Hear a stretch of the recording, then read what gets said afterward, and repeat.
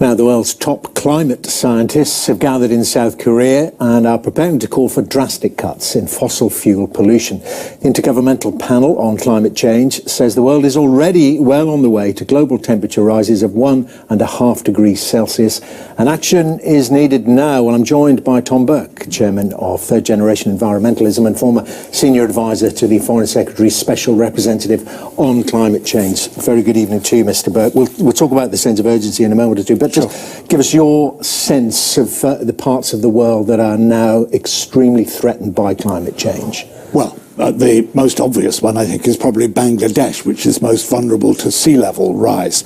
But we don't think very much of, for instance, Canada, where there were forest fires this afternoon,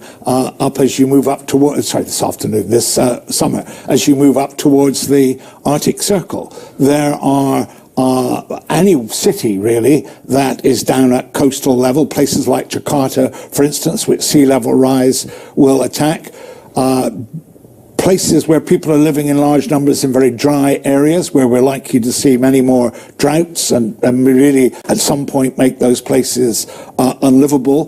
Places where it's going to get too hot for people to work outside, and where tourist resorts, for instance, might find that they simply no longer viable as places for people to come. This is not just about people being uncomfortable then, it's about people migrating in their millions and all kinds of global problems resulting. I think if we don't keep the temperatures down, that's exactly what will happen. So what about the urgency? Drastic action required now. Well, people are going to say we've heard that before, and it doesn't seem to happen.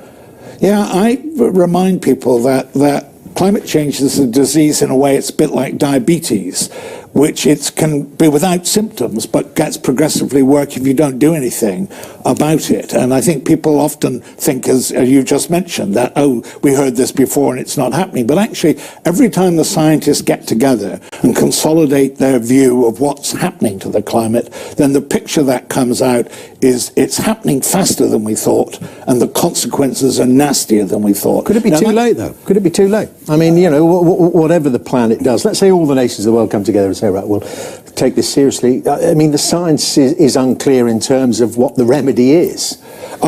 Actually, it's not. The remedy is actually straightforward. We just have to stop burning fossil fuels. It really is. Could it already be in the system?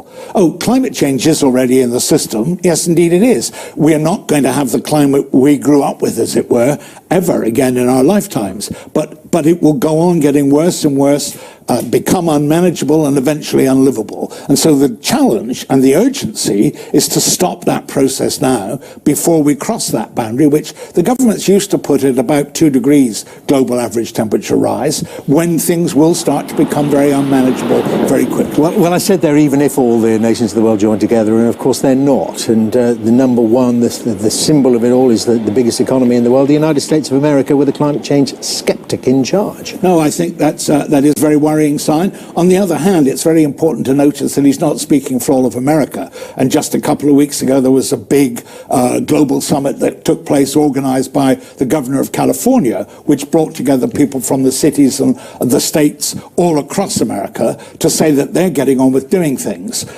irrespective of what President Trump thinks. So you think we're going to get real progress in South Korea? Well, no, I think in South Korea we'll get a very clear sign that the urgency is going up, and that we've got to do more than we're currently doing. The real problem is the politics. It's not that we'll damage our economy or that we don't have the technology, is getting the politics together. And that's always going to be a fairly slow process. The more urgent our politicians are, the quicker we'll actually get somewhere down the track. Great to talk to you, Mr. Burke. Thank you very much indeed.